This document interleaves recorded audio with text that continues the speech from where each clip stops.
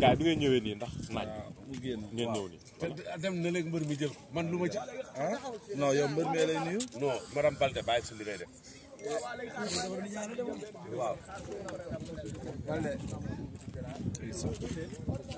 man maa ngi laaj leen ko laaju nit déet waay père yow tamit laaj ma lu ma mën a tontu xale la laaj leen ko ci laaj ma lu ma mën a tontu rek kii daa sàngu rek waaye nelaw nekkul xale yi kenn kii du gën a kenn bu ma ci kenn yeew fecc mu ne critique sama baat dina daaneel ngeen faaj ayca waaw dugal da ngay ñëw am ko la ñëwal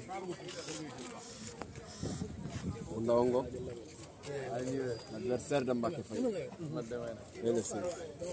ngay doxaale bu taxaw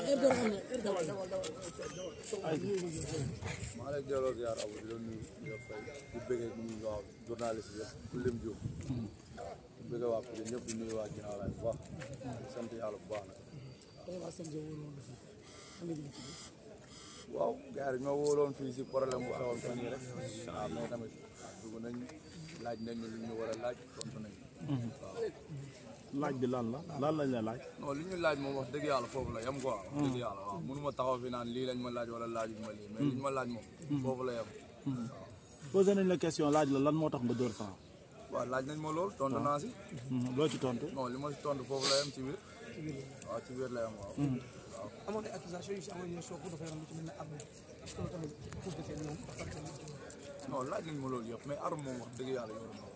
waaw man mënu ma dem signature di baraay ay jam wala ay ñii ay jigéen wala ay bëgg non musul am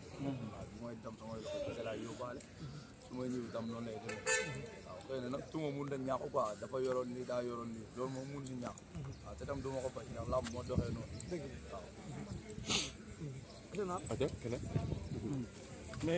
mais soq ci face to face bi gis nañ ni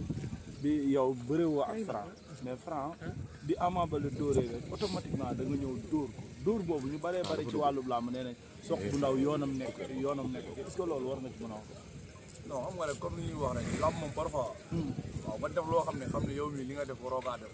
mais parfois li ñuy wax rek njuumte ak deret moo la suñu dugal quoi waaw mais du pour yàq wala pour xam nga kii ndax am na loo xam ne maam sa yaram bu tàngee boo fay xasee ba àgg rek waaw balaa ngay comprendre que c'est trop tard quoi waaw loolu ban moment nga toog xalaat ni non tey moom juum naa quoi ban moment nga ko def waaw ndax nit moom comme li ma la wax rek nit moom nit da nga mën a def nit da nga mën a doon tey jii mënoo def dara ba ñëpp ñaawlu ko nga ni noonu